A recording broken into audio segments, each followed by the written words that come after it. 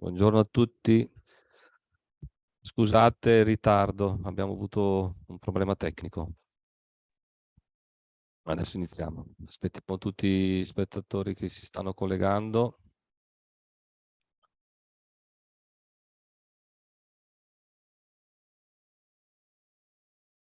Abbiamo più di una cinquantina di iscritti, speriamo che non si siano stancati.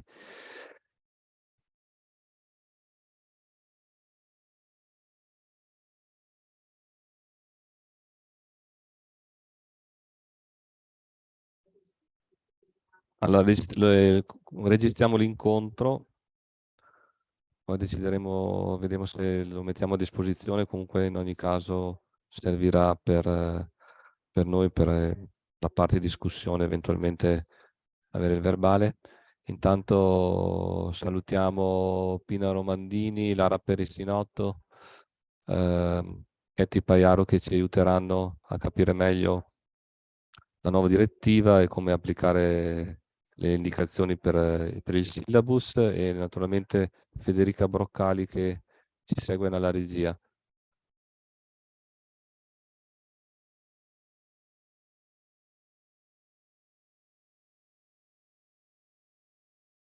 Allora, visto che mi sembra che questi spettatori siano fermi, io direi che possiamo iniziare. Non sentiamo il relatore. Federica, mi puoi dire che mi puoi dar conferma che si sente?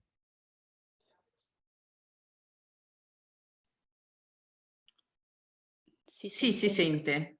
Va bene, allora probabilmente chi ha segnalato ha un problema nel suo PC.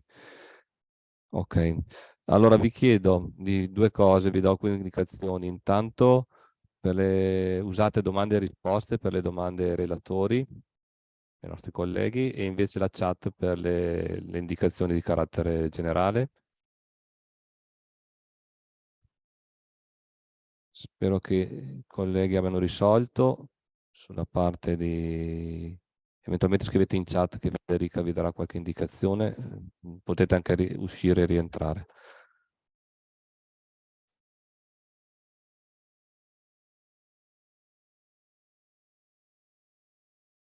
Scusate, metto anche lo sfondo perché tra le varie cose non sono riuscito a farlo, e vi condivido lo schermo e la presentazione.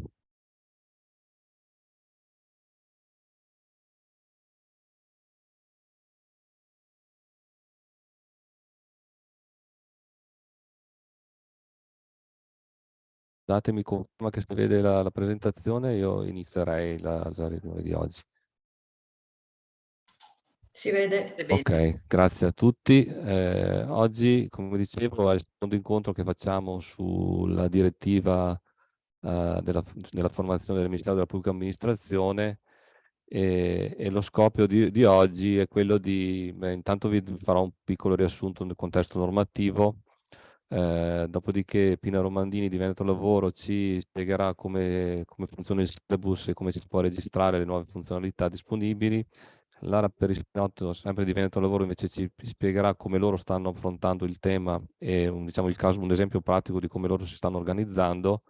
E Ketty Paiaro della Federazione dei Comuni del Campo San Pierese invece ha raccolto una serie di questioni aperte, probabilmente molte domande vi siete poste anche voi, su alcune siete riusciti a trovare già delle risposte, e in generale comunque sarà oggetto di discussione, quindi poi potreste aggiungere le vostre, e eventualmente su quelle che sono di non facile risposta o non abbiamo le informazioni attuali, le raccogliamo per eventualmente i prossimi incontri.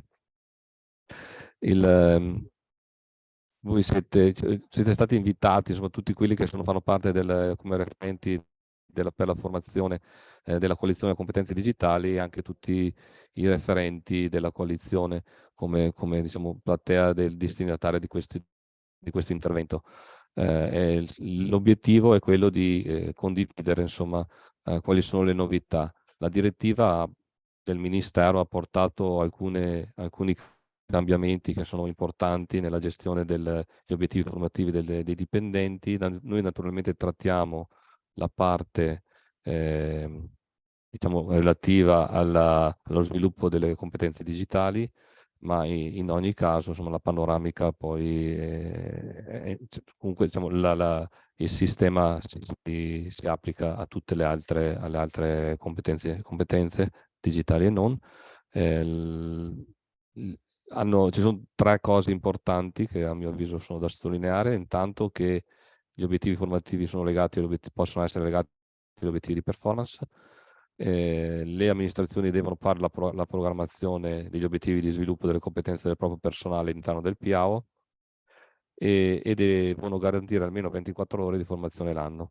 Naturalmente la formazione può avere diversi requisiti, non necessariamente una formazione legata diciamo, a un corso, ma possono essere webinar, seminari, formazione tra pari e molte altre tipologie.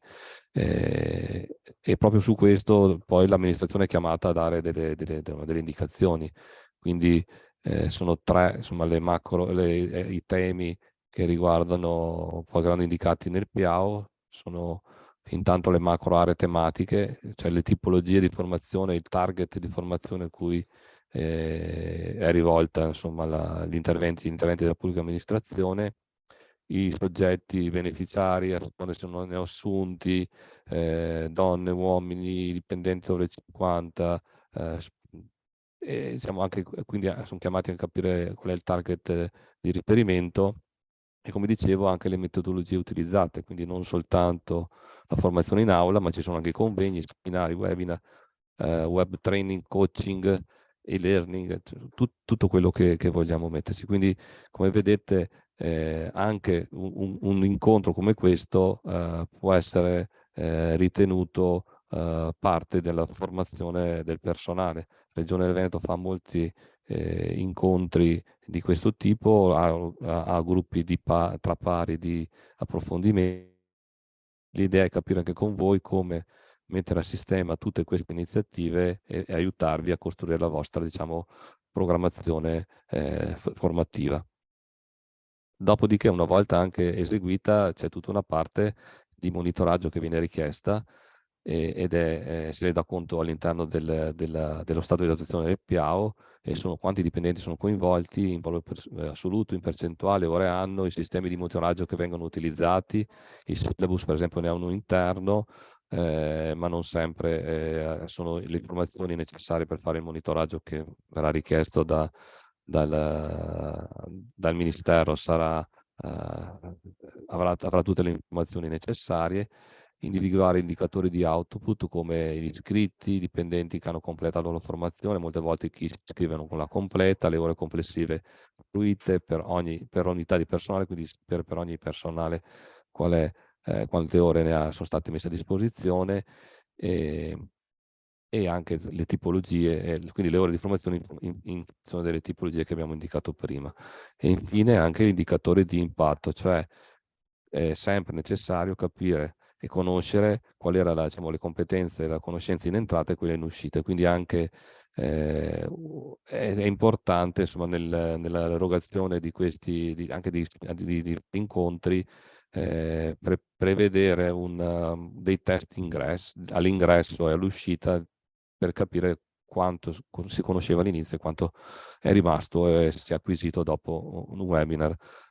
Dovremo anche noi, lo dico per tutti, anche noi come Regione del Veneto, adattarci a questo nuovo modello, quindi prepararci a fare in modo che questo tipo di eventi siano poi utilizzabili per voi, sempre per arricchire, come dicevo, la parte formativa. E la direttiva, dopo, oltre a dare queste indicazioni di carattere generale, poi dà un obiettivo specifico riguardo ai syllabus. Il syllabus è quel portale che è nato per le competenze digitali e che adesso è evoluto o comunque intendono evolverlo inserendo anche corsi che riguardano altre tematiche, per esempio la transizione ecologica. Attualmente il corso a disposizione, e anche la sicurezza informatica, il corso a disposizione è solo quello delle competenze digitali, è una versione rinnovata rispetto a quello precedente che era stato di un qualche anno fa. E però non è più, diciamo così, fruibile in libera scelta, diciamo così, ma la circolare definisce sia un obiettivo formativo, e cioè quali sono i livelli di padronanza che deve raggiungere il dipendente, e anche un target quantitativo che è diviso nei vari anni. Non entro nel dettaglio perché poi gli interventi successivi vi spiegheranno meglio quali sono sia gli obiettivi formativi che i target quantitativi. Oltre, naturalmente questo nostro incontro è uno dei tanti che stanno facendo adesso sul tema del syllabus.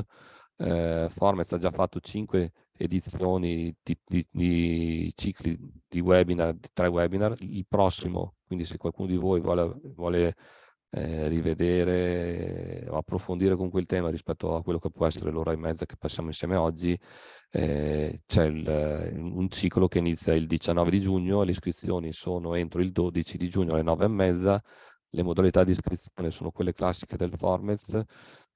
Qui ho il link, che c'è il link agli eventi PA. Naturalmente vi dovete iscrivere.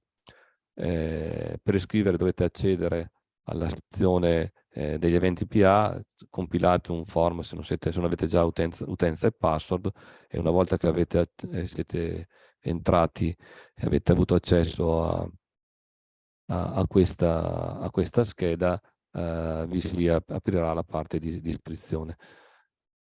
Scusate, torno.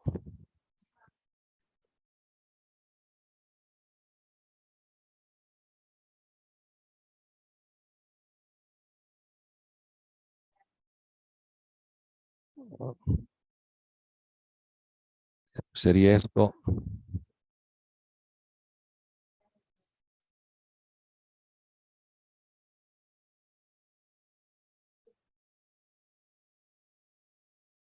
Un attimo la condivisione perché non riesco a...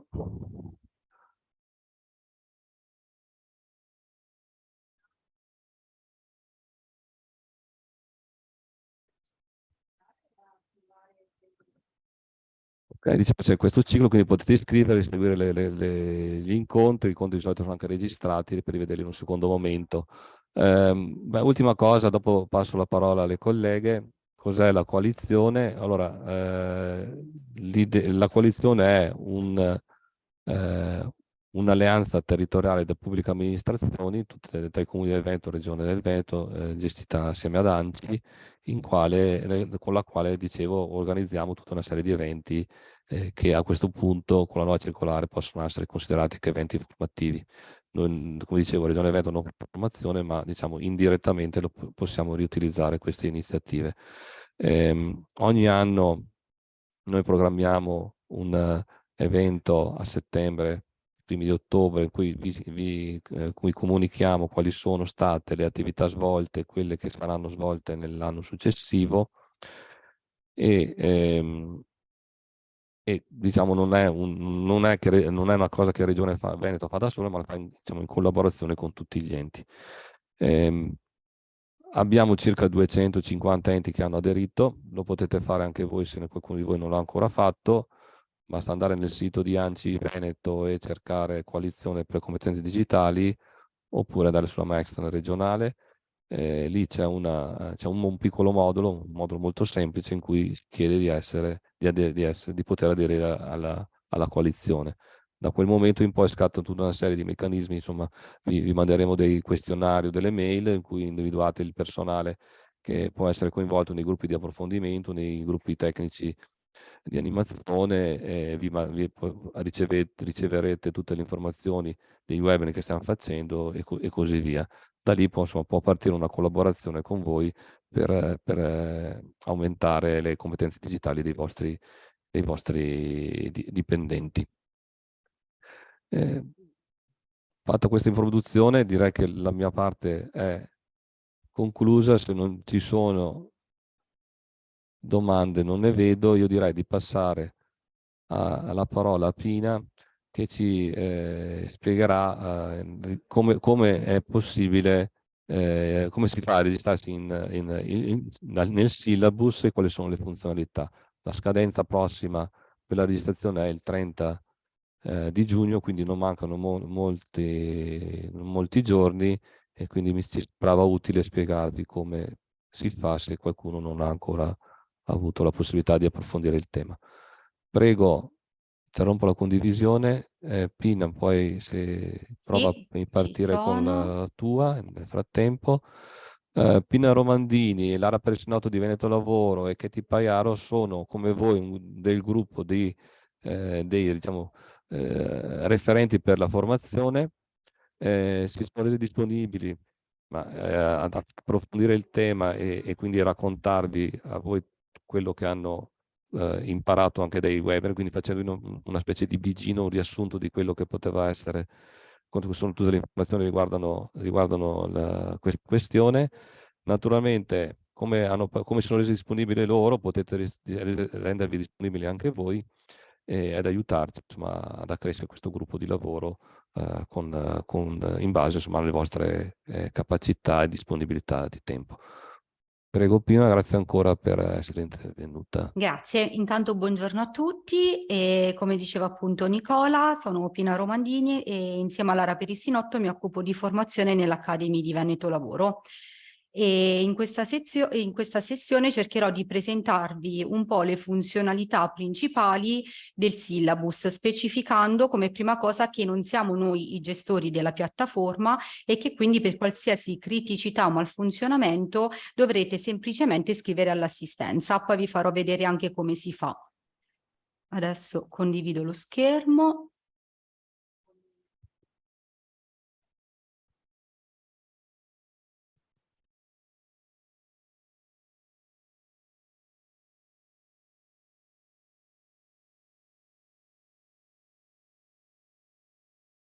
Quando è pronto ti avviso, ecco, Sì? avevamo visto, stava arrivando, ok. Lo vedete? Vediamo se lo puoi mettere a schermo intero.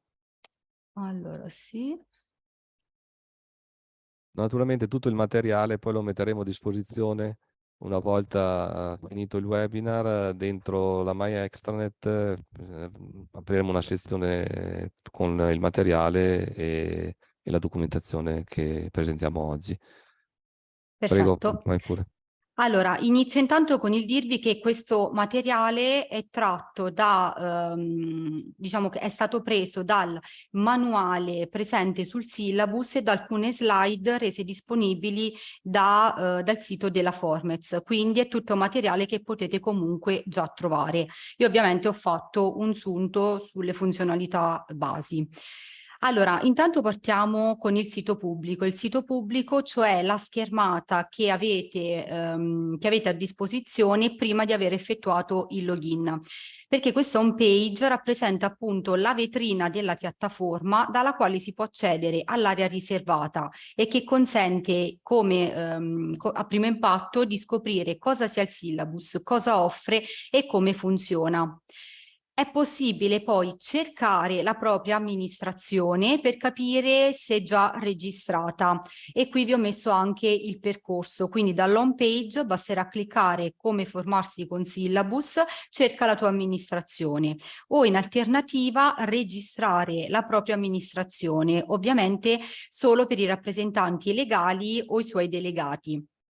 Per quanto riguarda i delegati, specifico subito che non esiste un modulo di delega, ma basterà avere a disposizione l'indirizzo PEC dell'ente, appunto della propria amministrazione e soprattutto avervi accesso.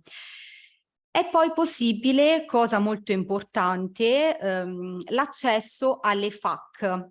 E soprattutto alla richiesta di assistenza, quindi ancora prima di aver effettuato il login. Quindi basterà andare nel tab qui in alto come funziona, cliccare FAQ domande frequenti, quindi qui su questa schermata potete vedere come si ha accesso alle FAQ e in fondo alla schermata trovate appunto la possibilità di scrivere e quindi di richiedere assistenza compilando il form. Cominciamo subito a vedere come si registra un ente. Allora, come prima cosa dovrete appunto effettuare l'accesso, scegliendo un metodo tra quelli disponibili e quindi SPID, CIE o CNS. Dovrete poi cercare la vostra amministrazione, quindi potrete verificare se è iscritta o direttamente passare all'opzione di registrazione, specificando quindi l'indirizzo mail, il recapito telefonico, il titolo e l'area di studio, nonché il ruolo che avete presso l'ente. Ovviamente al termine di qualsiasi azione dovete sempre confermare e cliccare il tasto procedi. Cosa succede adesso? Dovrete cercare la denominazione del vostro ente, quindi vi verrà chiesto di digitare il nome e selezionare appunto nel menu a tendina. Successivamente da un altro menu a tendina dovrete selezionare uno degli indirizzi PEC associati al vostro ente e confermare. Perché vi dicevo che dovete avere accesso alla PEC? Perché a seguito di questa azione vi verrà inviata una comunicazione tramite PEC dove vi verrà chiesto appunto di confermare e quindi perfezionare la registrazione. Quindi cliccherete dalla schermata del syllabus "Ho capito" o "Conferma" e andrete poi ad aprire la comunicazione ricevuta tramite PEC per confermare la registrazione. Quindi dovrete semplicemente seguire le istruzioni, controllare i dati perché avrete una pagina di riepilogo e cliccare il tasto "Procedi con la registrazione". Per concludere la registrazione sarà necessario inserire almeno un amministratore della formazione per l'amministrazione che si vuol registrare. 3 sono le possibilità. Potete direttamente inserire voi stessi, quindi in qualità di legale o delegato come amministratore, cliccando sull'opzione che vedete contrassegnata dal numero 11, assegnami il profilo di amministratore. Potete in alternativa inserire nuovi amministratori attraverso il pulsante contrassegnato dal numero 12, inserisci un amministratore, o come terza alternativa cliccare entrambe le opzioni. Quindi potete sia assegnarvi il ruolo di amministratore sia aggiungerne un altro. C'è anche la possibilità di inserire altri amministratori oltre a voi o oltre a quello diciamo già inserito o prescelto. E quindi basterà compilare i dati, quindi nome, cognome, codice fiscale, mail istituzionale, un recapito telefonico e il ruolo svolto da questa persona all'interno dell'azienda e confermare il tutto. L'ultimo passaggio della procedura di registrazione consisterà nell'accettare i termini d'uso della piattaforma e prendere visione dell'informativa sulla privacy, per poi confermare. Queste sono alcune informazioni importanti che volevo darvi. I destinatari della formazione, chi sono? Sono tutte le pubbliche amministrazioni e di conseguenza tutti i dipendenti a tempo determinato e indeterminato. Quindi l'idea base è quella di destinare la formazione a tutti i dipendenti, specificando che non si può accedere però in maniera individuale, ma ogni discente e ogni amministratore devono essere comunque accreditati dall'ente. Quindi qual è il consiglio? È quello di registrare sin da subito tutti i dipendenti e non solo il 30%. Sulla piattaforma esistono poi 3 tipi di profilo che in parte abbiamo già visto e sono il discente, l'amministratore e il legale rappresentante o suo delegato.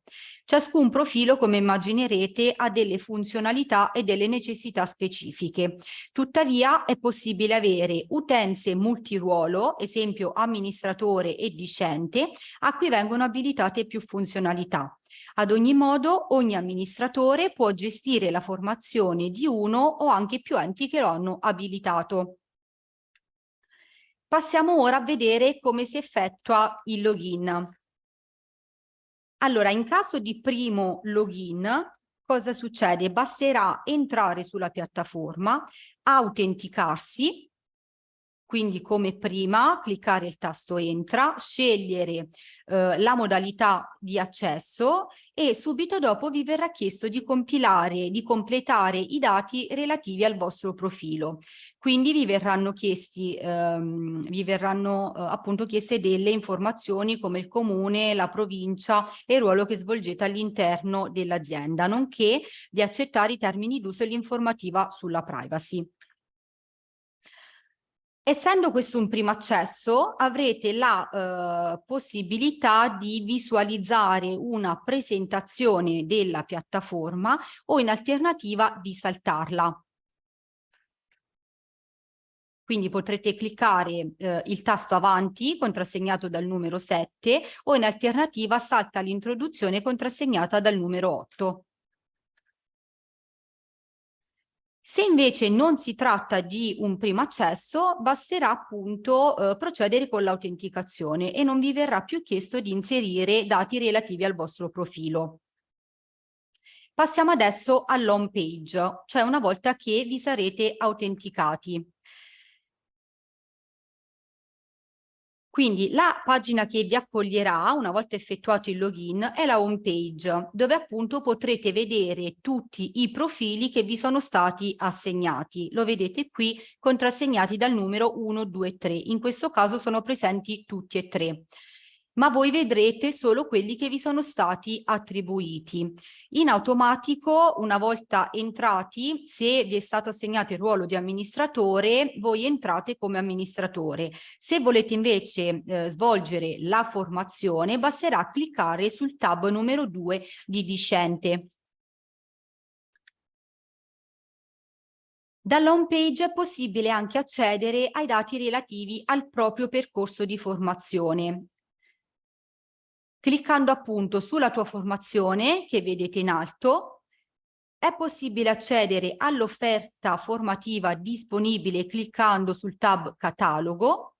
È possibile scoprire come funziona la formazione in syllabus cliccando su come funziona e accedere alla pagina di gestione della formazione dei dipendenti del proprio ente cliccando su Gestione. Questo ovviamente è limitato al ruolo dell'amministratore, perché qualora vi doveste autenticare come discente non avrete più il tab Gestione. Come vi dicevo prima, le stesse funzionalità previste dal sito pubblico sono previste anche all'interno quindi della piattaforma, cioè una volta che vi sarete autenticati. Quindi sempre dalla funzionalità come funziona potrete accedere alle FAQ, cioè alle domande frequenti e alla richiesta di assistenza. Quindi cliccherete su FAQ domande frequenti, avrete qui l'elenco delle domande frequenti suddivise per ruolo e cosa principale, come vi ho anticipato, avrete la possibilità di scaricare i manuali, scegliendo dal pop-up il manuale di interesse, cioè quello per amministratore e quello per discente, ed è un passaggio che vi consiglio vivamente. Come vi dicevo, in fondo alla schermata avrete la possibilità di richiedere l'assistenza tecnica compilando un semplice format. Quindi mettendo i vostri dati, quindi l'indirizzo mail, il numero di telefono, l'argomento, il sottoargomento e presentando una breve descrizione della problematica o della criticità. A discrezione potrete anche inserire un file. Passiamo subito a vedere come si inseriscono i nuovi discenti. Quindi dalle ultime funzionalità in alto a destra che vi ho fatto vedere, qui siamo nel tab Gestione.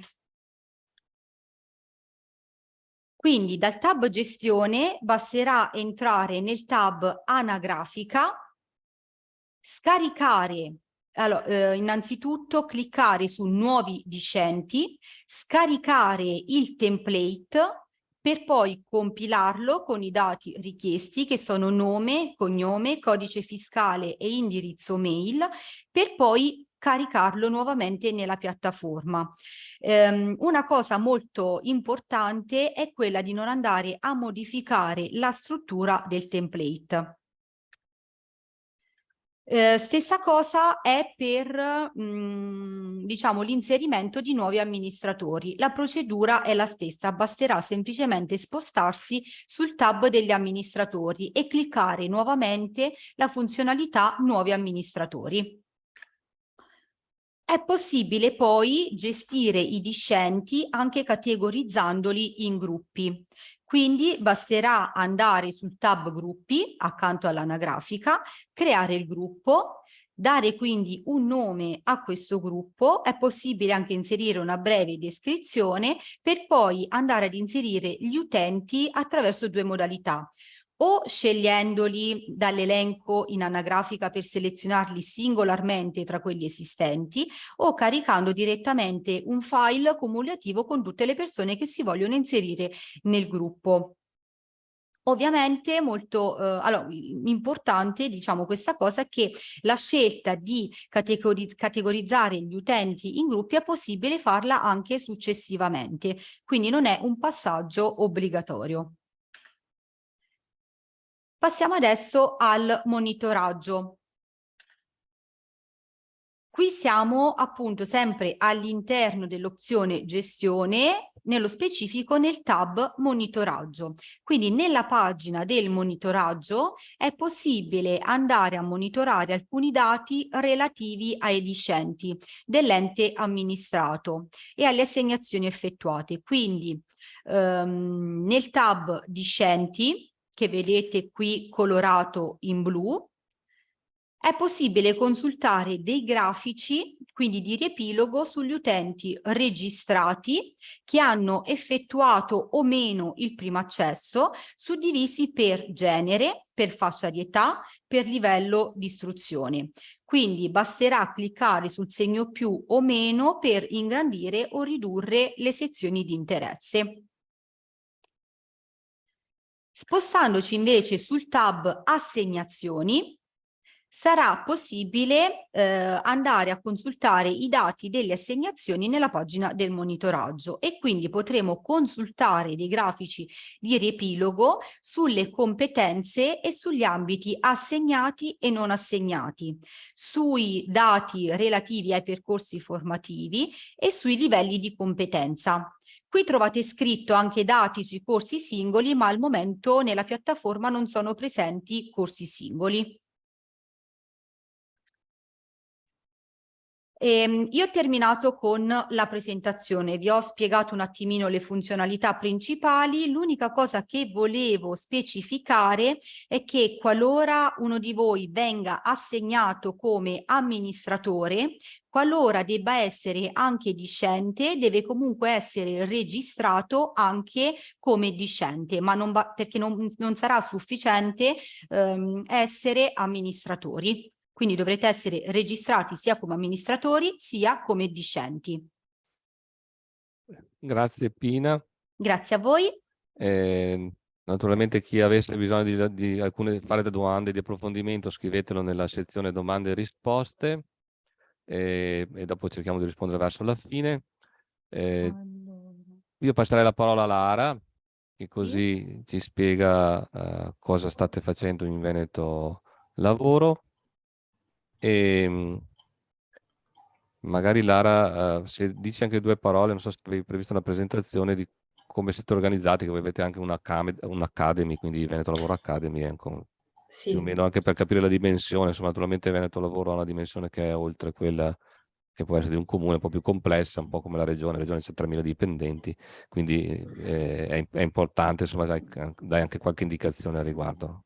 Vai pure. Sì, va bene. Buongiorno a tutti, grazie Nicola per la presentazione.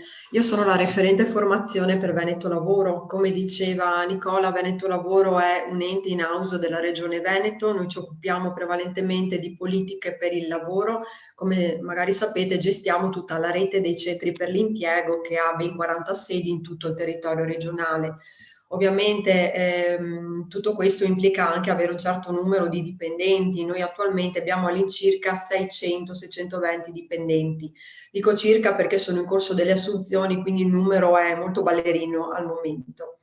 Avendo, diciamo, questa pianta organica così nutrita, a partire da fine 2020 il direttore di Veneto Lavoro ha avuto l'intuizione di istituire un ufficio formazione che poi ha chiamato Veneto Lavoro Academy, di cui ci occupiamo appunto io e Pina, che ha appena presentato le sue slide.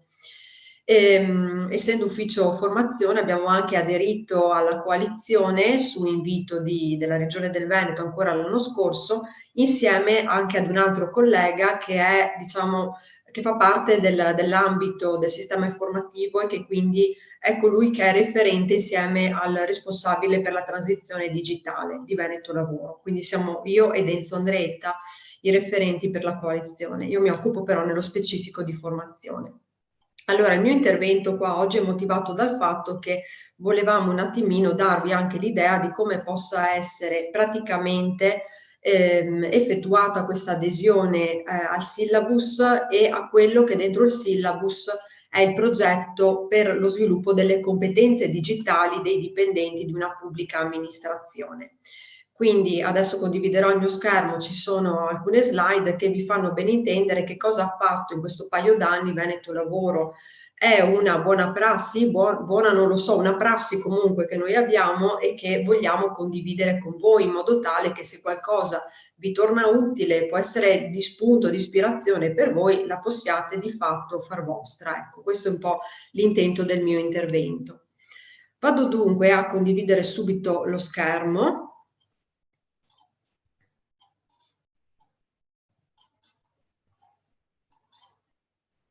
Bene. Lo vedete? Sì, siamo a posto. Eccolo Puoi qua, procedere. lo metto benissimo, lo metto a schermo intero. Perfetto. E partirei da questa timeline.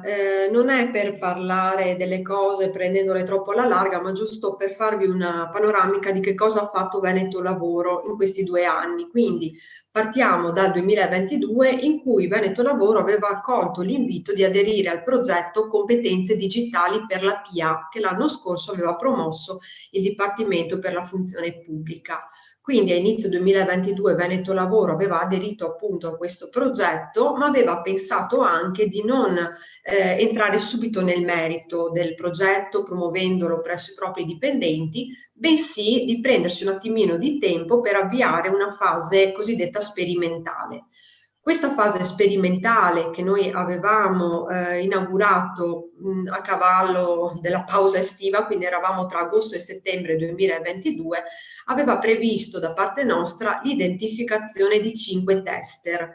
Quindi di fatto abbiamo preso 5 dipendenti di Veneto Lavoro che si sono detti disponibili a ricoprire provvisoriamente, diciamo, questo ruolo, di spiegare a loro in che cosa consisteva il progetto e di dire loro provate a partecipare rilevando tutto quello che vi colpisce, quindi criticità, punti di forza del progetto, pensando che quella che è la vostra rilevazione noi la possiamo poi mettere a patrimonio dei nostri dipendenti per far sì che l'esperienza di partecipazione al progetto Competenze Digitali per la PA sia più ottimale possibile.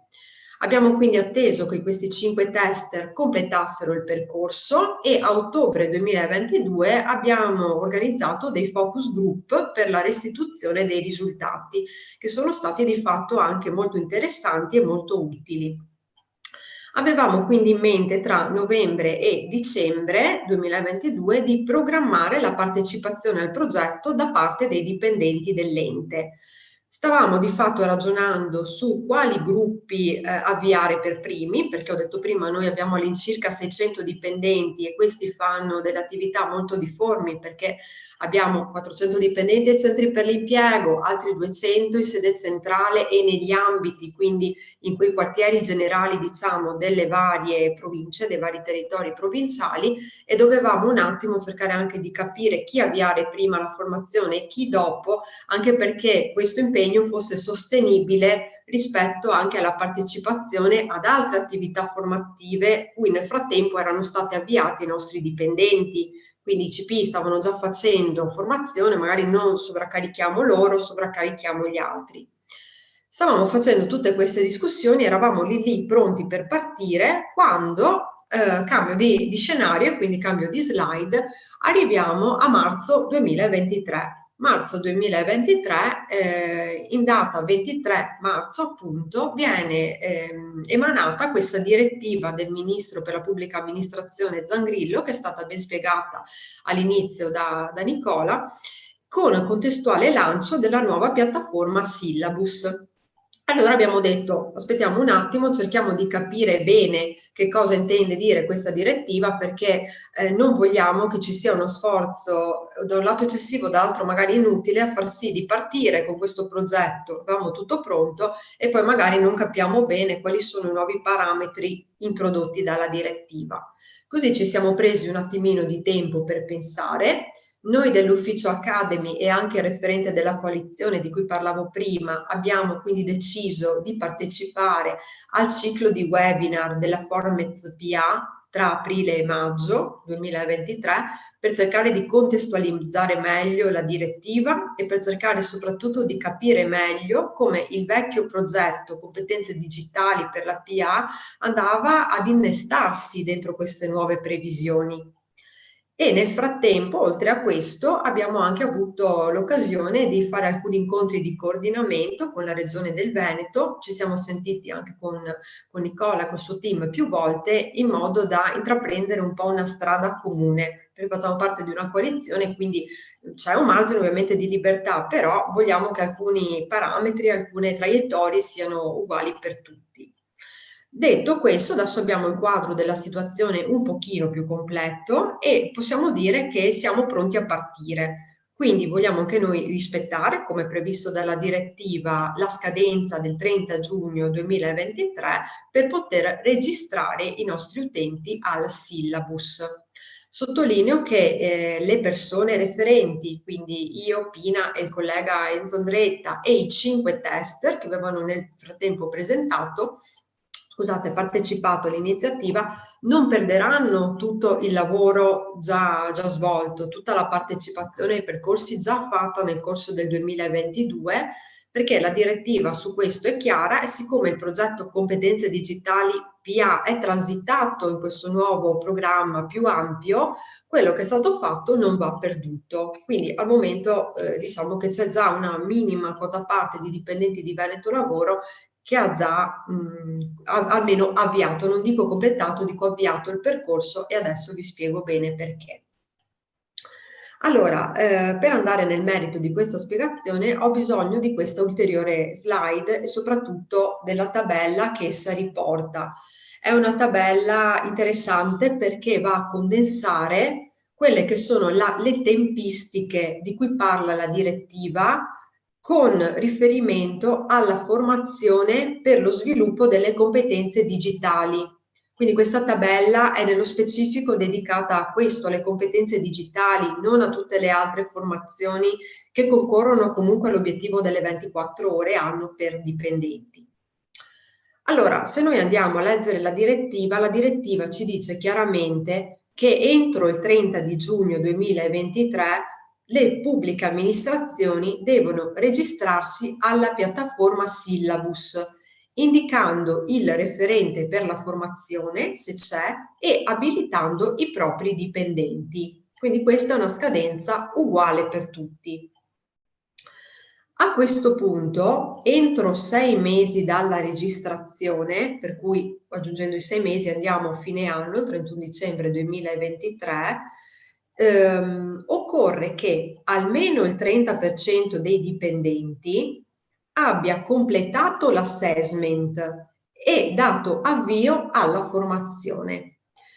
Per quanto riguarda la formazione sulle competenze digitali, vengono infatti identificate ancora dentro il documento denominato Syllabus 11 competenze digitali e per ciascuna di queste 11 competenze digitali il dipendente, grazie alla piattaforma, ha la possibilità di effettuare un test che si chiama test di assessment iniziale. Sulla base del risultato raggiunto in esito al test, il sistema propone un insieme di corsi che possono comporsi di uno o più moduli che gli consentono di passare ad un livello di padronanza successivo. Quindi nella seconda, diciamo, riga di questa tabella è messo in luce che entro 6 mesi dalla registrazione quello che almeno il 30% dei dipendenti deve fare è completare questa fase di test e avviare la formazione. Attenzione, non concludere, ma avviarla. C'è una nota posta in direttiva, la quale dice però che se un'amministrazione aveva aderito all'offerta formativa sulle competenze digitali entro lo scorso 28 febbraio, questa tempistica si riduce, quindi non ha 6 mesi di tempo dalla data di registrazione, ma ha come data limite per raggiungere questo obiettivo il 30 settembre 2023. Ve lo dirò anche dopo, ma Veneto Lavoro ad esempio ricade in questa tempistica perché avendo già aderito nel corso del 2022 al progetto Competenze Digitali per la PA, noi di fatto siamo già registrati alla piattaforma, dobbiamo solo abilitare altri dipendenti perché avevamo abilitato nel 2022 di fatto i 3 referenti più i tester.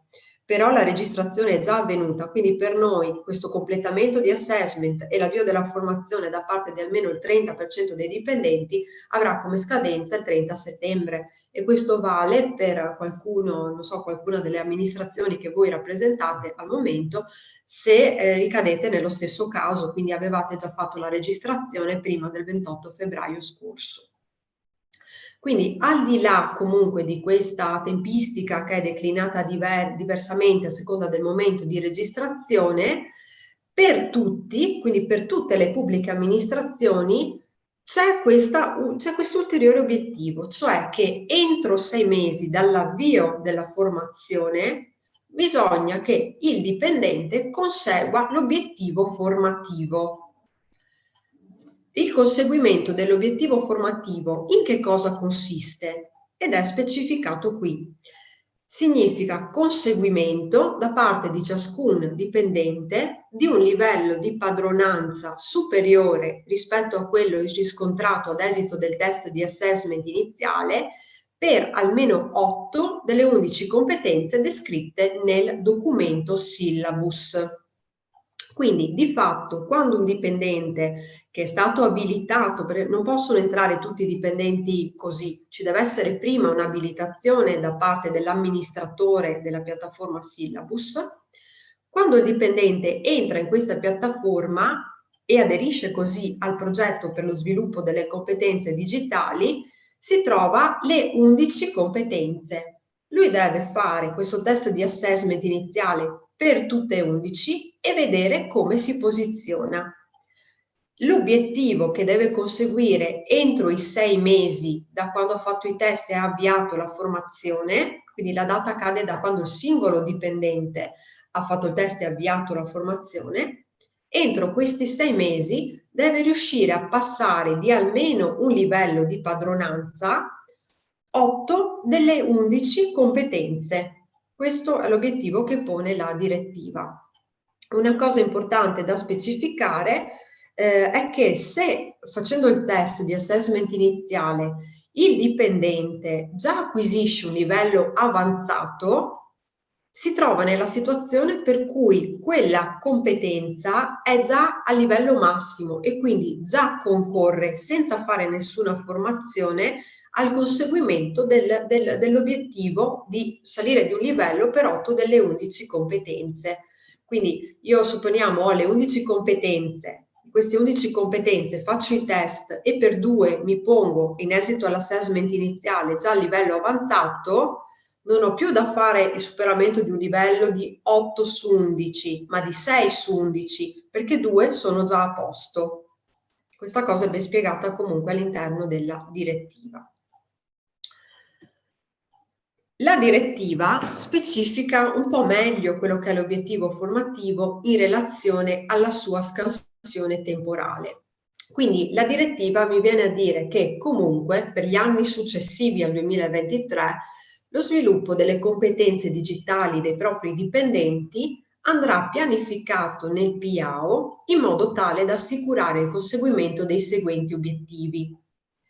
Entro il 31/12/2024 il completamento dell'assessment più il conseguimento dell'obiettivo formativo per un'ulteriore quota di dipendenti non inferiore al 25%.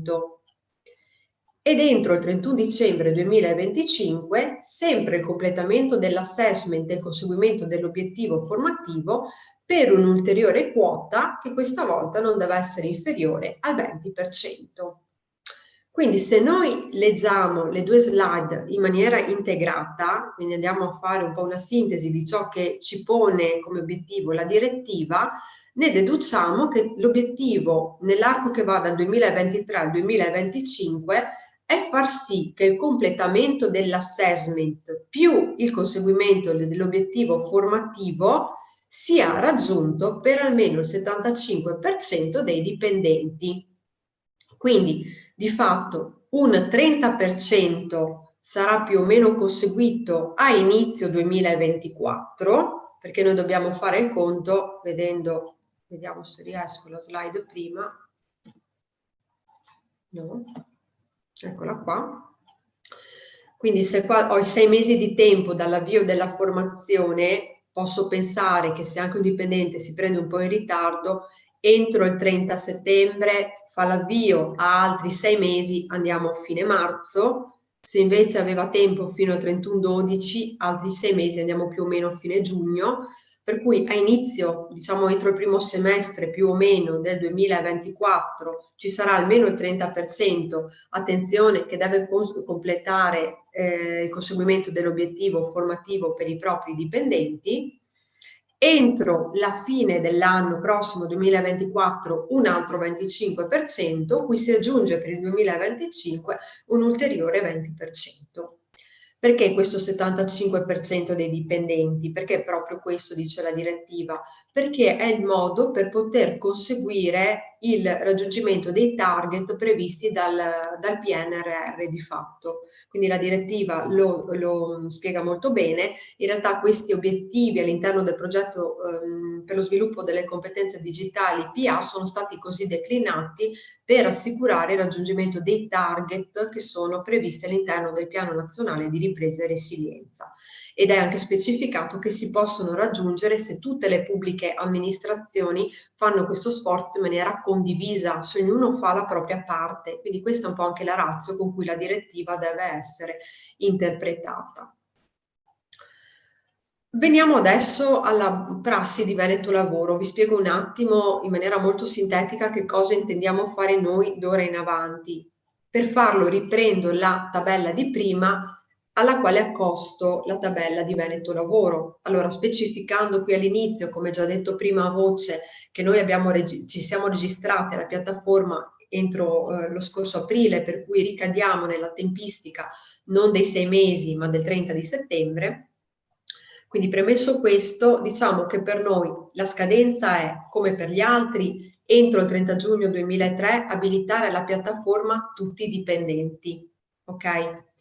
Entro il 30 di settembre chiedere a tutti i dipendenti che abilitiamo alla piattaforma il completamento dell'assessment e l'avvio della formazione. Entro 6 mesi dall'avvio della formazione, ok, chiedere ad ogni dipendente che vada a conseguire l'obiettivo formativo, e questo ci dovrebbe portare ad avere, non dico il 100% dei dipendenti che portano a termine questo programma per lo sviluppo delle competenze digitali della PA, ma speriamo noi almeno il 75% dei dipendenti. Allora, come potete vedere, come un po' se noi avessimo deciso quanto segue. Uno, non abbiamo l'intenzione di usare degli scaglioni, per cui prima identifico un certo target di dipendenti, poi un altro target di dipendenti. Questa è proprio una decisione che ha preso Veneto Lavoro facendo un conto adesso di quanti dipendenti ci sono, di tutte le attività formative in cui sono coinvolte, eccetera. Per noi diventa molto più pratico, lo dico chiaramente, al momento avviare alla formazione per lo sviluppo competenze digitali su syllabus tutti i nostri dipendenti, ed è quello che faremo. Abbiamo a tal fine già approntato anche una mail che manderemo veramente tra oggi e domani, nella quale diremo a tutti: abilitatevi entro il 30 giugno, a tal fine riceverete una mail da parte del sistema Syllabus che vi chiederà di cliccare sul link in modo che risultiate registrati in piattaforma. Ricordatevi che entro il 30 di settembre dovete completare l'assessment e avviare la formazione e che entro 6 mesi da questo avvio dovete conseguire l'obiettivo formativo di salire di un livello di padronanza per almeno 8 delle 11 competenze digitali previste all'interno del syllabus. Quindi il nostro obiettivo come Veneto Lavoro sarebbe quello appunto di ottenere entro 6 mesi questo conseguimento di obiettivo formativo per almeno il 75% dei dipendenti ed essere quindi già in linea con quanto stabilito per la direttiva nell'arco del 2023-2025. Puntiamo alto sapendo che possiamo però anche arrivare a meno. Non è un problema se non raggiungiamo il 75%, ma raggiungiamo il 50%. A seconda infatti di quello che sarà il risultato che raggiungeremo, vedremo poi se, come è il caso di pianificare nel piano per il 2024 e per il 2025, diciamo questo conseguimento di obiettivo formativo per un'ulteriore quota parte dei nostri dipendenti. Ecco, noi abbiamo ragionato così. Ovviamente diventa un punto chiave il monitoraggio che dovremo sempre fare in maniera puntuale, anche per poi eventualmente fare dei richiami attraverso mail, magari l'istituzione di qualche webinar se serve, di rinforzo, di richiamo ai nostri dipendenti per far sì che possano seguire le tempistiche che ci siamo dati. Ecco, quindi concludo adesso dandovi una carrellata di quelli che sono gli strumenti che abbiamo pensato appunto per promuovere l'iniziativa e per effettuare questo monitoraggio che diventa per noi un elemento chiave.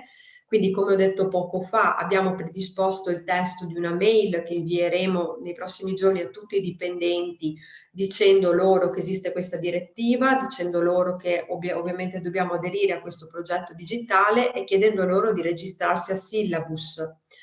Valuteremo se è il caso, ma penso di sì, di fare anche un webinar di presentazione della direttiva e di questa formazione per spiegare un attimino come stiamo facendo adesso, che cosa essa implica e come avviene l'accesso alla piattaforma Syllabus, quali sono le funzionalità maggiori, più principali che qui si possono trovare. Se del caso è una evenienza che noi abbiamo già messo in conto e che ci è già capitata anche nell'erogazione di altre attività formative, andremo a istituire un servizio di sportello su richiesta per dubbi e criticità.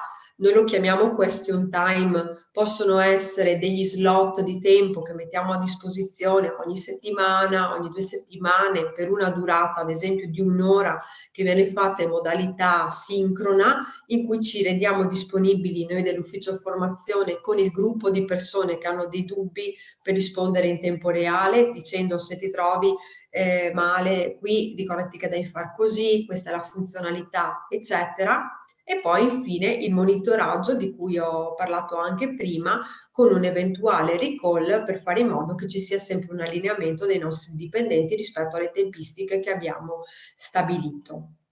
Ecco, per quanto riguarda Veneto Lavoro, questa è un po' la prassi che abbiamo sviluppato e di cui volevamo mettervi a conoscenza. Grazie Lara.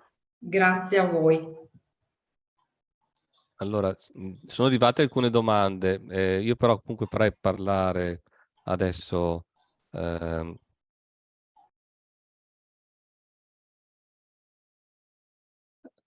Ketty, non so perché mi veniva Erika, quindi Ketty Paiaro della Federazione del Campo San Pierese, un'unione di comuni. Ketty, ci sei? Sì, ci sono. Ok, Ci sono. e così ci introduci insomma i temi di discussione, poi ci aggiungeremo le domande dei colleghi. E io vorrei, ne approfitto anche per fare anche una proposta affinché ti prepari con la tua presentazione. Per esempio, un'ipotesi di lavoro che potremmo fare assieme è come Veneto Lavoro immagina di fare un webinar per i propri dipendenti, ma naturalmente loro sono tanti, per i comuni piccoli o di piccole dimensioni o tutti insieme, potremmo comunque fare un'analoga esperienza organizzata qui come regione, quindi fare un webinar di spiegazione per i dipendenti di come si usa il syllabus, quindi con la collaborazione di tutti. Io per esempio la Regione del Veneto ci ha messo a disposizione una piattaforma già da tempo, quindi anch'io sono uno dei... Noi in realtà non abbiamo fatto un beta test, ma in realtà l'abbiamo iniziato molto, molto prima, e quindi ho raggiunto molti dei livelli, insomma, finali che erano previsti. E poi anche la cosa mi sembra interessante, quella del question time, o comunque insomma, questi slot, di mettere a disposizione di alcuni momenti di condivisione per chi avesse delle difficoltà a seguire ad eseguire tutto insomma, il percorso, o avesse delle informazioni, invece che farlo a livello di singolo ente, farlo a livello comune, insomma, quindi con chi vuole aderire a questa iniziativa. Prego, Katie, vai pure.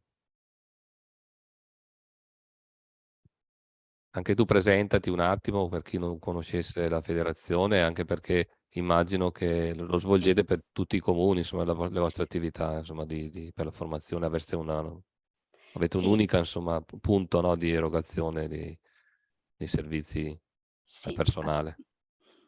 Un attimo che condivido che Sì, la ero curiosità era riuscita. arrivata, poi non so se... Ah, era arrivata. Sì, sì. Un attimo che riprovo.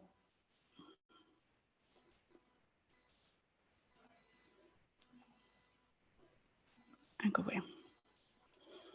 Ok, si vede tutto, Si l'unica vede, cosa è sì. che se la metti in presentazione, Sì, esatto, così non si vedono le così si vecchie. vede meglio.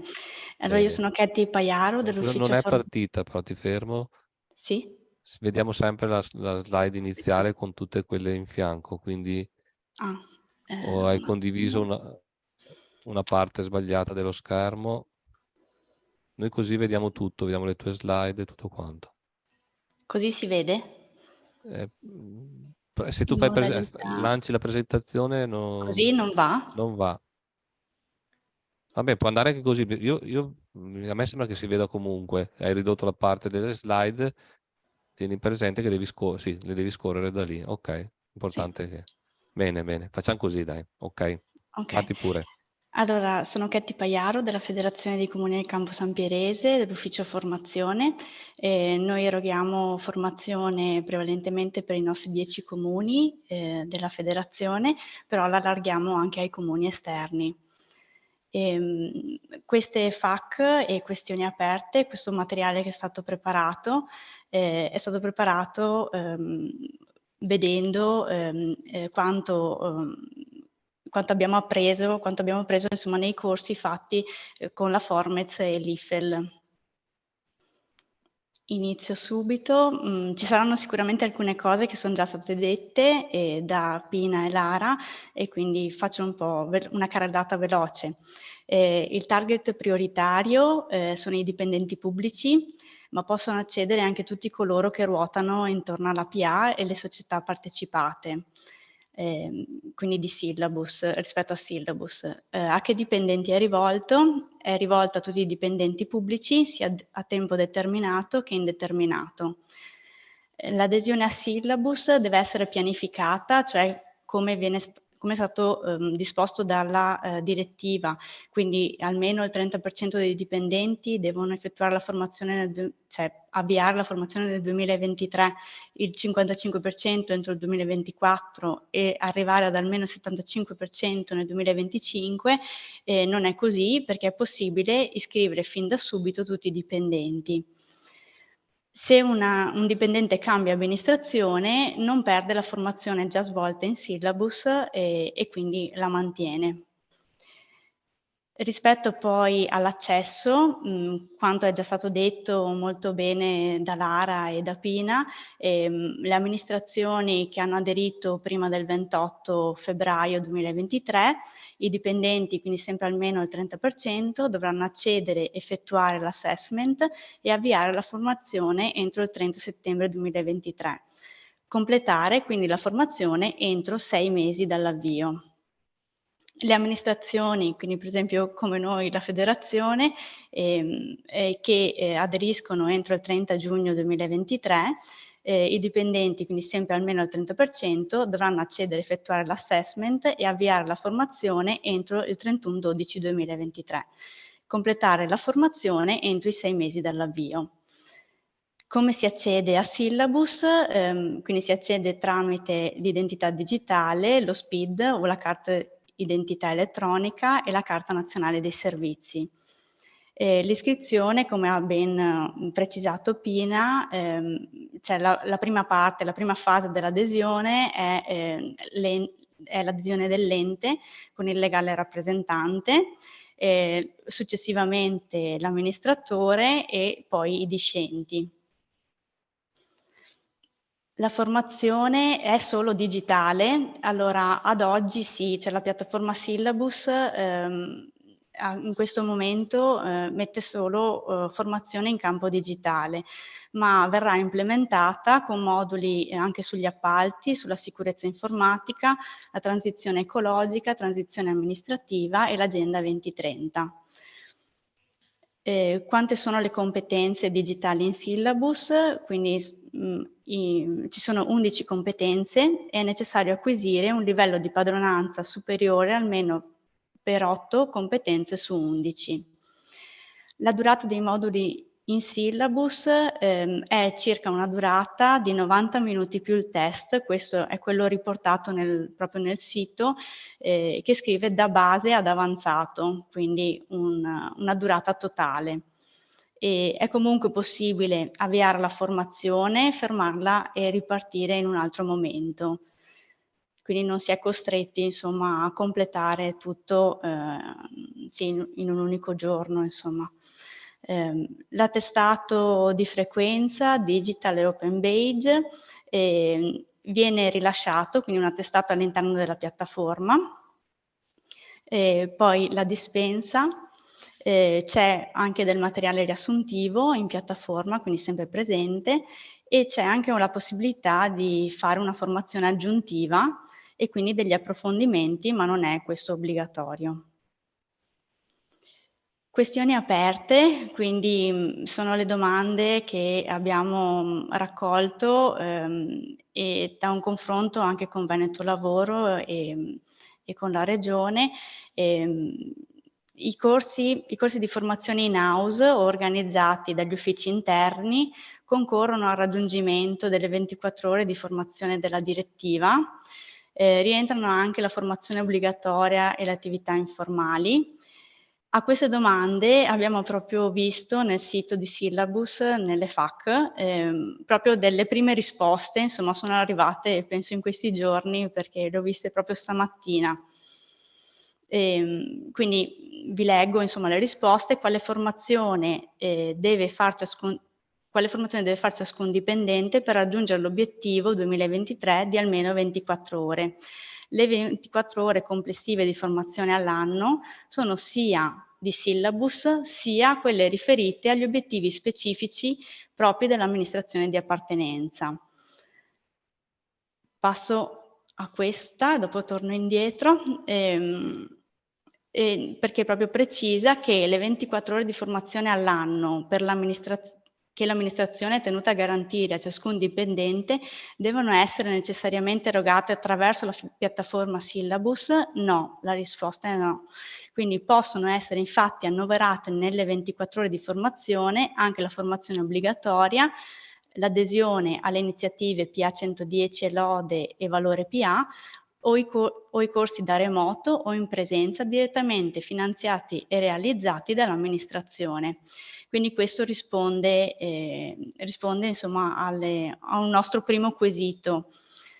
Ritorno anche un attimo indietro, un'altra FAQ era nelle 24 ore sono comprese quelle della formazione obbligatoria, sicurezza anticorruzione, e si dice di sì, quindi possono essere comprese anche le ore di formazione obbligatoria, ad esempio sicurezza sul lavoro, trasparenza e anticorruzione. Magari era una speranza, una proposta che Syllabus potesse anche occuparsi della formazione obbligatoria, dell'anticorruzione, del codice di comportamento, insomma questa è una richiesta, insomma una proposta fatta. Vado avanti. C'è questa FAQ che ho pensato di inserire perché si parlava del PIAO, quindi anche prima, come devono essere certificate le 24 ore di formazione al dipendente. Vengono certificate quindi all'interno del PIAO, quindi si parla proprio di esplicitare nella citata sezione gli obiettivi formativi in termini qualitativi e quantitativi e della durata per un minimo di 24 ore a formazione dipendente e il raggiungimento poi dell'obiettivo. In ultimo, altre questioni che erano rimaste un po' aperte, però so che la piattaforma Syllabus man mano aggiunge risposte a dei quesiti, quindi magari insomma arriveranno le risposte. Quindi a quante ore corrisponde l'avanzamento dei livelli nelle varie competenze del syllabus? Cosa si intende iniziare a avviare il corso, cioè passare da un livello inferiore a un livello superiore o averlo solo avviato?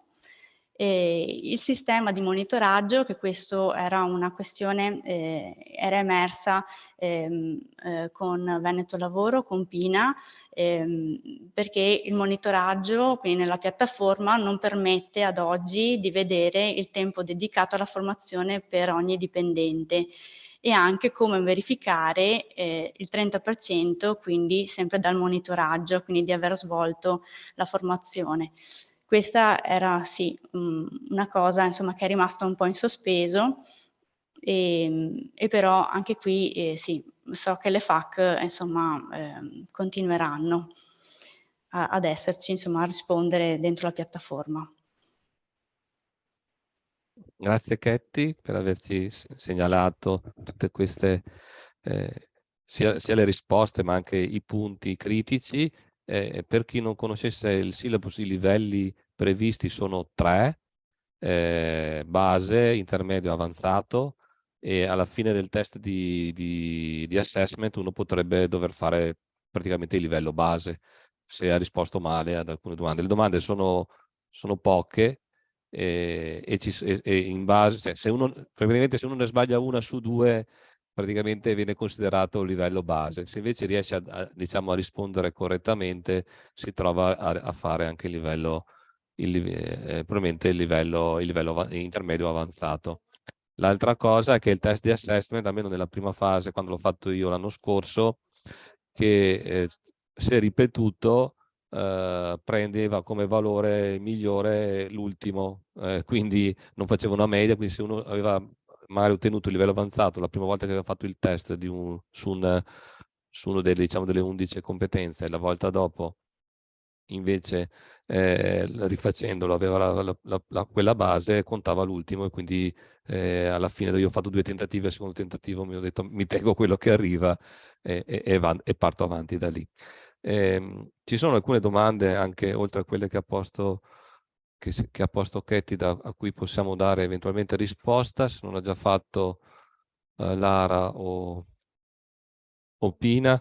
Allora, il primo è beh, alcune abbiamo già risposto. La formazione syllabus può essere utile agli adempimenti del PIAO, abbiamo detto di sì, l'ha spiegato bene adesso Ketty. Poi, l'altra domanda era il 30% si calcola tra tutti i dipendenti, anche area esterna, operatori ecologici, oppure solo amministrativi? Tutti i dipendenti sono ricompresi come diciamo, destinatari del target complessivo. Metto risposta dal vivo. Poi, quando ho caricato il file con i nominativi dipendenti, questi hanno ricevuto immediatamente un'email che gli comunicava l'iscrizione, dando l'impressione che potevano partire con la formazione sulle competenze digitali. Sembrava che avrebbero avuto una notifica a seguito dell'assegnazione di un percorso di formazione. Inoltre, fino a questa mattina si potevano creare percorsi soltanto sulla trasformazione sostenibile, non sulla trasformazione digitale. Danilo, hai fatto 3 domande, se vuoi anche intervenire a voce ti diamo la parola. Non mi è chiaro il discorso della notifica e perché secondo te non potrebbero partire subito. Ecco, casomai se puoi intervenire.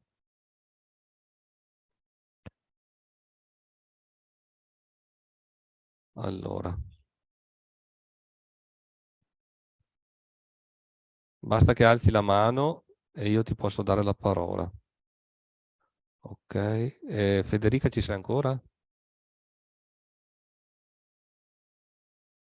Sì, sì, ci sono, sto cercando il nome, eccolo qua. Sì, sì, Sì. ho alzato la mano così vedi. Io non posso dargli il Infatti microfono. ti stavo... Può abilitarmi, fa piacere, grazie. Ok. Ha abilitato anche Danilo? Danilo ha il microfono acceso, quindi puoi parlare. Sì, adesso può parlare. No, non lo sentiamo.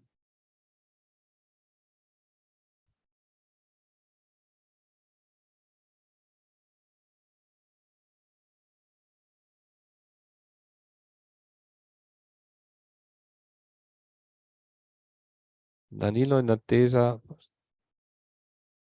forse non ha il microfono abilitato di suo, non ce l'ha a disposizione. Prova a scriverci in chat. Intanto una nuova domanda. I comuni che non aderiscono oppure i dipendenti non raggiungono l'obiettivo, in cosa si può incorrere se non si riesce?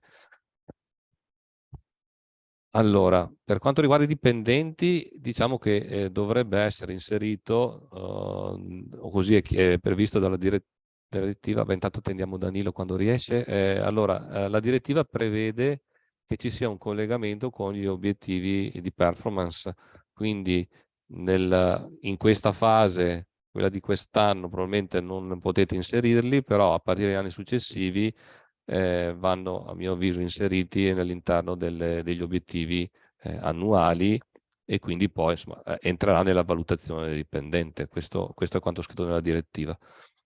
Per quanto riguarda i comuni che non raggiungono l'obiettivo, anche qui io non c'è una risposta, non ho visto sanzioni, ma in generale quando ci sono obiettivi o linee guida o direttive, la responsabilità è quella dirigenziale, quindi il mancato obiettivo ai dirigenti diciamo, viene sanzionato con la riduzione diciamo, del premio annuale.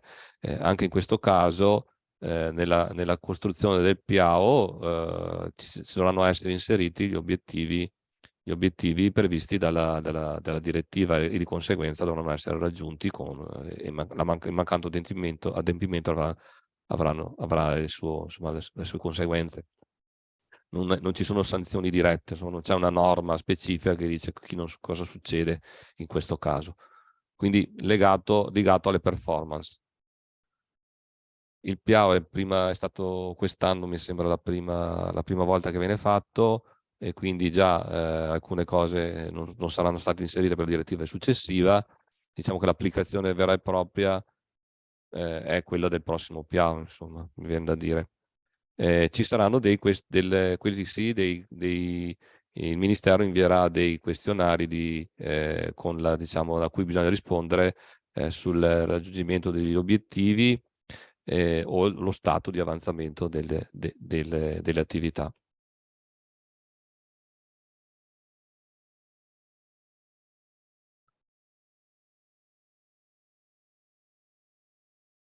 Ok. Danilo, sei riuscito?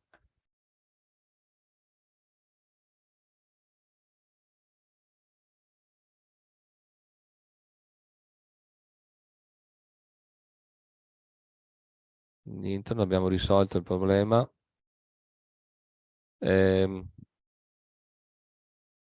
Io non ricordo bene il funzionamento della notifica. Lara o Pina, voi avete Sì, presente come sì, funziona la sì. cosa? Sì, se potete dare qualche dettaglio. Quindi io a quanto ho capito lui ha caricato tutti i dipendenti, nel momento in cui ha fatto il caricamento, quindi li ha abilitati, è partito una notifica che è arrivata Sì, al dipendente. esatto, quindi il dipendente che è stato registrato come discente riceve questa mail, entra sul sito del syllabus, quindi cliccando sul link ricevuto via mail, entra sul syllabus, si autentica, in questo caso è quello che vi spiegavo prima, trattasi di primo accesso, quindi il docente deve inserire tutti i dati richiesti e poi può iniziare non la formazione ma l'assessment, perché non può iniziare la formazione se non è stato fatto primo l'assessment. Invece per l'altra questione neanche a me è ben chiaro, perché comunque le competenze, cioè fino a qualche tempo fa... Per l'altra era sui percorsi, che non possono correre così per i percorsi. In realtà per i syllabus il percorso c'è già, cioè non è che sia Sì, che appunto, possa essere modificato. sì, da quello che ho capito lui non lo vede, questo No, non mi non è riusciva a chiaro. costruire i percorsi, da quanto ho capito. No. Probabilmente mentre per la transizione ecologica, se non ricordo male, che avesse detto, insomma, è possibile farlo, ma probabilmente i moduli sono fatti perché possono essere costruiti in quel modo. Invece per il syllabus il percorso è già prestabilito, Sì, quindi sulla non è... base dell'assessment, per ogni competenza deve essere fatto l'assessment in base al livello raggiunto a seguito di questa valutazione iniziale, direttamente il syllabus che ti dà a disposizione il percorso disponibile. Quindi se sei un livello base, risulterai essere il livello base, avrai a disposizione il corso per raggiungere l'intermedio e il corso per raggiungere l'avanzato. Quindi diciamo che è tutto automatico a seguito dell'assessment. Esatto, non c'è la possibilità di scegliere diciamo, No. percorsi diversi. La cosa invece che non è emersa era l'altra che mi dicevi nell'ultimo incontro, la possibilità di scegliere quello di forma, sì, che cioè, i Sì, moduli hanno delle esatto. possibilità. Sì. Sì, alcuni corsi, non tutti, offrono la possibilità di scegliere il provider, cioè il gestore. Quindi accedendo, faccio un esempio, al corso base, noi avremo 2 corsi, quindi ad esempio il corso di Formez o il corso di Fastweb, che hanno durata diversa, ma comunque è possibile scegliere quale seguire. Scusate, Danilo, sei abilitato? Prova, consenti, allora, no? Adesso mi sentite? Sì, perfetto. Oh, finalmente, sono dovuto uscire e rientrare, vabbè. Niente, provo a spiegare meglio. Io avevo inizialmente creato, diciamo, l'accesso per i colleghi caricando il file con l'anagrafica come è stato indicato. Al caricamento del file, immediatamente i colleghi, rientrando nella lista dei discenti, come dicevate prima, hanno ricevuto una mail che diceva che li avvertiva che erano abilitati e potevano già provare l'accesso. Al tentativo che facevano di provare l'accesso, ma lo vedo anche dalla console dell'amministratore, loro possono, come diceva la collega prima, visualizzare quella che è la formazione per la transizione digitale, diciamo quel percorso standard completo che era già disponibile da un po'. Quello su cui ho provato delle difficoltà è che, se volete, posso anche condividervi lo schermo, ma quando vado... Ho finito adesso. Come? Scusa Federica? No, niente, è stato un... Prego, vai avanti Danilo. Dicevo, se io accedo per l'amministrazione e vado nella sezione formazione con la nuova assegnazione, nella scelta del programma io ho solo la trasformazione sostenibile per gli enti territoriali e la trasformazione sostenibile per la pubblica amministrazione. Percorsi che fra l'altro fino a un po' di tempo fa neanche c'erano, e invece immaginavamo di, come dire, costruire dei percorsi sulla transizione digitale, cioè io avevo anche raggruppato in gruppi i discenti con l'idea di poter poi assegnare un percorso a chi fa parte dell'area economico-finanziaria, per esempio, piuttosto che a chi fa parte del gruppo amministrativo. Però Danilo, in realtà le competenze digitali Ce le dovremmo avere tutti. Sì, perché allora, sono competenze trasversali ed è una delle, diciamo, degli obiettivi è che tutti raggiungano, diciamo, una conoscenza minima su queste tematiche. Per cui è costruito che è necessario conoscere tutte le 11, diciamo, loro dicono le 11 tematiche. e quindi non puoi scegliere, dire No, da su quello questo a quello posso diciamo anche, dei posso pagamenti anche faccio essere solo. d'accordo, però immaginavo visto che i colleghi inseriti come discenti non hanno mai fatto quella formazione su questa piattaforma almeno, Sì, sì. speravo di poter costruire dei pacchetti insieme con la responsabile del personale, per far approfondire le tematiche anche in quel senso. Invece in questo momento, fammi dire, io il percorso e il pacchetto che posso costruire riguarda solo, quello che ti dicevo Certo, prima, certo. cioè, la Sì. transizione green, che è un po' un'altra cosa. Sì, sì, sono nati tra l'altro dopo, probabilmente sono nati anche con quell'ipotesi lì, anche perché quelli non fanno parte delle competenze di base delle pubbliche amministrazioni, e almeno attualmente non lo sono, e quindi probabilmente possono essere diciamo definiti i percorsi sulla base dei destinatari, insomma, la transizione ecologica per chi fa non so, tributi, magari interessa, oppure Cioè gli in interessano questo solo momento io l'unico alcuni percorso moduli, che alcuni dati. posso o che l'amministrazione può, costruire per i colleghi, per raggiungere anche gli Sì, sì. obiettivi del 30% eccetera, riguardano la trasformazione sostenibile, che sarà anche interessante, però, No, il hai fatto è che ragione, viene prima sì, sì, sì. la parte del digitale, insomma. Allora, la circolare, la direttiva dice, dà degli obiettivi specifici, e cioè il 30%, il 25 nei 3 anni, solo per il syllabus, perché il syllabus è nato 3 anni fa in forma sperimentale, poi è stato messo a disposizione per una parte, per una parte di enti, poi successivamente, quindi è un percorso che, vuol dire, noi ce lo vediamo adesso, una versione nuova, ma che è iniziato 3 anni fa, ed è all'interno di un percorso nazionale che riguarda l'accrescimento delle competenze digitali, che è un gap che dobbiamo sanare, insomma, diciamo così, rispetto a tutta una serie di altri tutti gli stati europei, e l'Italia si trova per le competenze digitali ad un livello basso. È nato per quel motivo, è per quello che lo devono fare tutti, quindi tutti i dipendenti, e io ci aggiungo anche che lo devono fare i cittadini, e per quelli ci sono degli altri finanziamenti, degli altri percorsi di formazione. Quindi le competenze digitali, diciamo, è un obiettivo nazionale per tutti, ed ha una storia, diciamo, particolare, per cui tutte le altre considerazioni che hai fatto non si applicano nel caso in questione. La cosa invece che Mi volevo sarebbe chiedere, piaciuto metterli nel pacchetto però, dal mio punto di vista. diciamo che sono è quello, e lo devono fare. Cioè tu li puoi, non è che possono scegliere, lo devono fare.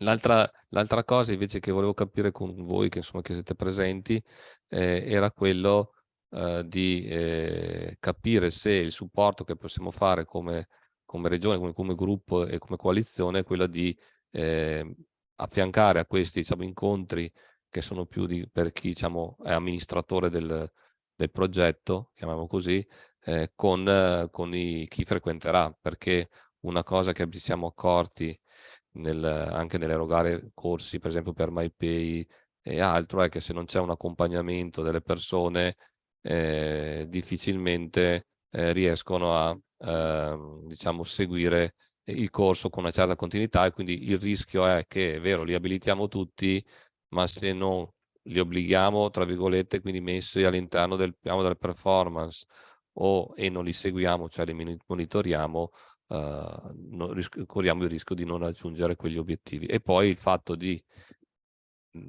dire questo è il corso, vi siete iscritti, arrangiatevi, insomma, è un altro rischio, cioè se non gli si spiega come funziona il corso, quali sono gli obiettivi, forse anche su quello ci sono difficoltà. Io ho colleghi che, non avendo avuto indicazioni, si sono fermati alla parte di diciamo assessment, quindi poi ho detto vabbè, io ho fatto il mio assessment, mi ha dato questa risposta, mi fermo lì.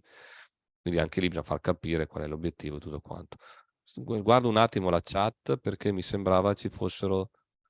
Eccolo qua. Faccio una considerazione. La formazione dei dipendenti comporta impegno di ore lavorative di straordinario per chi non potesse, è obbligato a tutto questo procedimento? Allora, la questione della formazione, ma immaginavolo in senso più ampio, cioè il fatto che le persone debbano informarsi sulle normative attraverso webinar, eccetera, diciamo, dovrebbe essere fatto durante l'orario di lavoro. Il fatto che non ci sia il tempo per farlo è per quello che è nata la direttiva. La direttiva ha detto, bene, dovete assicurare 24 ore l'anno a tutti i dipendenti. Per far questo dovete fare programmazione. Far programmazione vuol dire individuare non solo le persone che devono fare formazione, capire qual è anche il loro percorso di formazione e individuare quali sono gli elementi e i moduli o diciamo le modalità con cui fare formazione. 24 ore sembrano tante, o forse lo sono, alcune forse sono poche, però magari il primo anno uno dice faccio il syllabus, però se uno fa i conti di quanto copre il syllabus, probabilmente copre 9 ore delle 24 previste, e le altre 15 con come le copro. Faccio dei corsi, allora, si possono mettere i corsi per la sicurezza, i corsi per l'anticorruzione, fa tutti i conti, il primo anno li copre 24 e l'anno successivo gli rifaccio fare le stesse cose? Credo proprio di no, cioè non è che posso fare ogni anno un corso sull'anticorruzione delle stesse ore di quello del primo anno e spiegargli sempre le stesse cose, ma se ci sono delle novità si fanno, ci saranno delle diversità per chi è nuovo assunto, quindi anche lì la direttiva dice bene, per i nuovi assunti potete pensare un percorso, per gli assunti, per quelli che sono assunti da 20 anni, probabilmente i percorsi sono diversi. Per quelli che hanno sopra 50 anni, magari non sono, tra virgolette, non sono così abili nella parte di digitale, per quelli magari si fanno più percorsi sul digitale. Per chi ha dei ruoli di posizione organizzativa piuttosto che dirigenziali avrà degli altri percorsi, quindi è programmare per ognuno di queste persone o gruppi di queste persone le modalità formative. Ripeto, nella circolare le modalità formative non sono solo i corsi in aula, ok? Oppure i master piuttosto che l'università. Ci sono tutte le altre modalità, tra cui anche quella di individuare all'interno delle persone che fanno formazione interna. Per esempio, la provincia di Verona mi dicevano 15 giorni fa che avevo incontrato che loro hanno un albo di formatori interni e quindi hanno un numero di persone che si sono rese disponibili per fare formazione ai colleghi all'interno di percorsi interni. Potrebbe essere un altro esempio di un caso di studio, ma la prossima volta sentirò la collega della provincia di Verona se è disponibile a capire come loro eventualmente hanno organizzato questa cosa. E poi, come dicevo, l'altro è fare in modo che un'altra possibilità è quella: partecipo ai gruppi della Regione del Veneto e faccio in modo, decido chi deve partecipare e a quelli assicuro, e quindi Regione, non so, nel calendario assicura che farà almeno 3 incontri su quella tematica, e quella tematica corrisponde a circa 8 ore, 3 incontri da 2 ore e mezza e così via. Quindi adesso abbiamo un obiettivo specifico che è il syllabus, ma lo sforzo da fare è quello di avere una programmazione complessiva annuale di quelle che sono le competenze che vogliamo sviluppare nei nostri dipendenti. Se non ci sono altre domande, non ne vedo. Domande e risposte, un attimo che vediamo. Lara, Pina e Katie, se volete intervenire. Non mi è chiaro, per l'anno in corso 2023 è comunque necessario che il 30% dei dipendenti svolga 24 ore ciascuno di formazione? Qui abbiamo mescolato le due cose. Okay. La direttiva, e a questo punto se riesco ve la condivido, dà delle indicazioni ben precise. Scusate un attimo, condivido lo schermo. Io vi chiedo anche insomma di andare a approfondirla su queste cose. Allora, la direttiva è questa, non dice che il 30% delle persone deve avere 24 ore, dice che tutti i dipendenti devono avere 24 ore. Allora, essendo uscita a marzo e in prima applicazione, la vedo difficile, almeno per i tempi delle pubbliche amministrazioni, che nel primo anno si raggiunga questo obiettivo. Bisogna dimostrare e cominciare a programmare per arrivare ad raggiungere quell'obiettivo. Vediamo se lo trovo. Se ne parla a pagina 10. Allora no, grazie. E quindi... Allora, le pubbliche amministrazioni dovranno garantire per ciascun dipendente sia per la formazione relativa alle competenze trasversali, sia per quella riferita a obiettivi specifici, in base a una programmazione che segue l'iter descritto, almeno 24 ore di formazione anno. Cioè non c'è scritto il 30%, il 50%. Naturalmente 24 ore di formazione l'anno, ognuno a seconda del personale avrà diverse diciamo, obiettivi di formazione, e questo è quello che viene specificato prima, e cioè che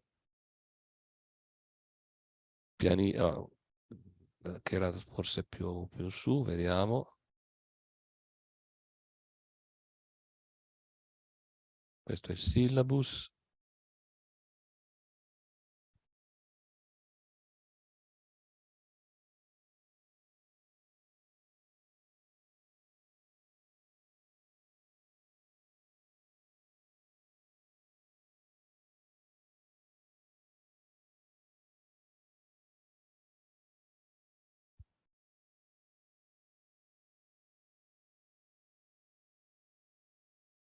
Allora,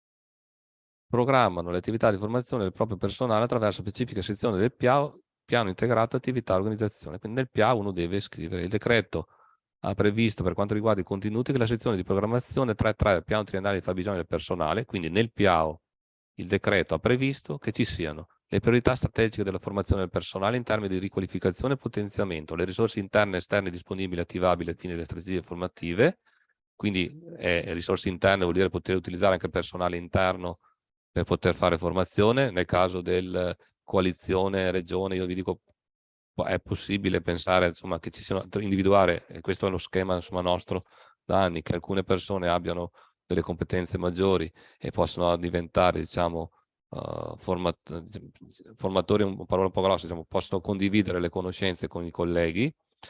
Misure volte a incentivare e favorire l'accesso a percorsi di istruzione e qualificazione del personale laureato e non laureato, e quindi vabbè, qui abbiamo le 150 ore, quello che serve. Gli obiettivi e i risultati attesi nella formazione dal punto di vista della riqualificazione e potenziamento delle competenze, il livello di istruzione, eccetera. Quindi vuol dire, devono non solo programmare la formazione del personale e quanti corsi e le ore, ma anche gli obiettivi e i risultati attesi. Cioè, se io faccio formazione ad una persona che è posizione organizzativa dei tributi, avrò necessità, magari perché c'è una modifica normativa, di fargli fare diciamo, un corso specifico sulla nuova normativa. L'obiettivo è quello di ottenere quelle informazioni e quelle competenze necessarie per poter svolgere il suo lavoro, visto che è modificata la normativa. Quindi ogni volta, insomma, bisognerà anche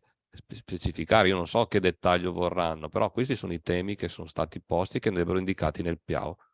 Ripeto, per tutti i dipendenti e non il 30% un altro, e per tutte le materie. Quindi in realtà le tematiche sono scelte dall'amministrazione e sono indipendenti. Noi dicevamo, ci occupiamo oggi e ci occupiamo sempre di competenze digitali, che è una parte. Per le competenze digitali c'è sicuramente il syllabus, però ciò non toglie che possa essere fatte anche altri tipi di iniziative per aumentare le competenze digitali.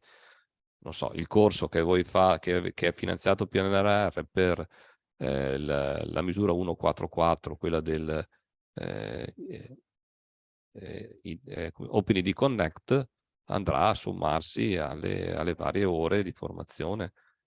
prossimo anno noi abbiamo un progetto finanziato sempre per PNRR di formazione sull'accessibilità per i dipendenti interni della Regione del Veneto, quindi andrà a compensare le 24 ore, e una parte di questi finanziamenti sono dedicati al territorio, quindi gli eventi che faremo con il territorio aiuteranno voi a raggiungere le 24 ore per dipendente.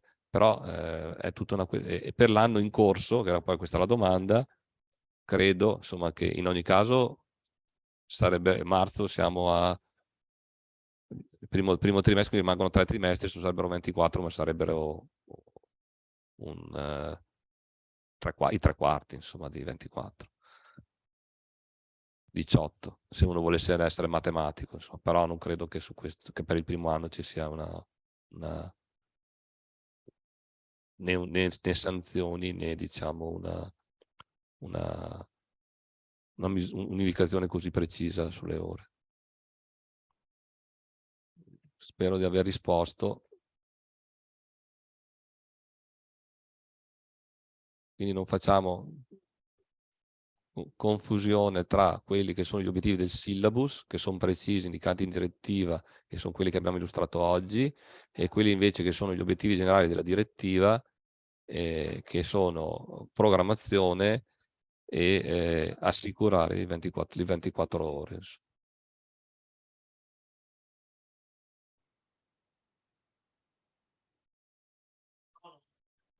Bene, io interrompo la condivisione. Ci sarà occasione ancora di ritornare sui temi. Vi ricordo che c'è il webinar, per chi non volesse, sono quelli della Formez, l'iscrizione entro le 9:30 del 12 di giugno. Noi adesso, con anche chi è interessato a approfondire l'argomento e partecipare al gruppo di lavoro, basta che mi contattate, nicola.freddo@regione.veneto.it. L'appuntamento generale per le competenze digitali è a settembre, fine settembre. Faremo un evento dove illustreremo tutte le iniziative della Regione del Veneto. Io metterei all'interno di questa programmazione un accompagnamento ai comuni per diciamo, lo svolgimento dei syllabus, con magari fare un evento a settembre, per ottobre un piccolo webinar di un'ora per spiegare le modalità con cui un dipendente usufruisce del syllabus, una panoramica delle sezioni. Se ritenete che sia opportuno lo possiamo fare insieme. Prendiamo qualcuno che l'ha già fatto, come me, Ketty, o qualcuno di voi che nel frattempo l'ha fatto o lo farà, e illustriamo qual è il percorso e aiutiamo i nostri colleghi a districarsi sulle modalità di come si usufruisce insomma del syllabus. Non è complicatissimo, quindi, però potrebbero avere difficoltà non tanto per farlo, ma quello del tempo a disposizione. L'altra cosa è che credo che le amministrazioni, una cosa che non è stata detta e dovrebbe essere invece individuata, secondo me, è lo spazio temporale in cui il dipendente farà quell'attività. Cioè, se l'obbligo è di raggiungere gli 8 livelli degli 11, cioè aumentare di almeno un livello la conoscenza di tutti questi, ed ogni modulo ha un impegno di 90 minuti, 8 per un'ora, quindi sono 12 ore. Quelle 12 ore bisogna assicurare al dipendente che le possa fare, e trovare il modo anche che certifichi mentre le fa, no? Quindi non so, o troverete delle finestre in cui loro li avranno a disposizione, oppure certificherà. Se si prendono l'ora per fare il modulo, troverete anche il modo che chieda un'autorizzazione al dirigente, o quel dirigente glielo programmi. Oppure, se lo lasciate liberi, il problema è che se li lasciate liberi è che non riuscite a quantificare le ore che dedicano al corso. Quindi anche stabilire a priori qual è la finestra temporale e le modalità con cui usufruire del corso sicuramente è importante, e dà chiarezza anche per loro per capire quando farlo. Farlo fuori orario di lavoro, qualcuno lo potrà anche fare perché ne ha piacere e interesse, ma non è corretto obbligare le persone a non farle fuori dall'orario di lavoro, bisognerebbe cercare invece di ritagliargli lo spazio per poterlo fare. Io ringrazio tutti, se ci sono altre questioni mandatecele pure via email. Cercheremo di fare una programmazione di prossimi incontri, spero che siamo riusciti a darvi le informazioni necessarie. Ringrazio ancora Chetti Paiaro, Lara Perisinotto, se non ricordo se sbaglio tutti i cognomi, Pina, non ricordo, Romandini, che ci hanno aiutato, tutti i partecipanti e a Federica che ci ha seguito in regia. Grazie a tutti e alla prossima. Ciao. Grazie. Grazie a voi, arrivederci. Grazie. Grazie a Arrivederci. tutti, arrivederci. Grazie.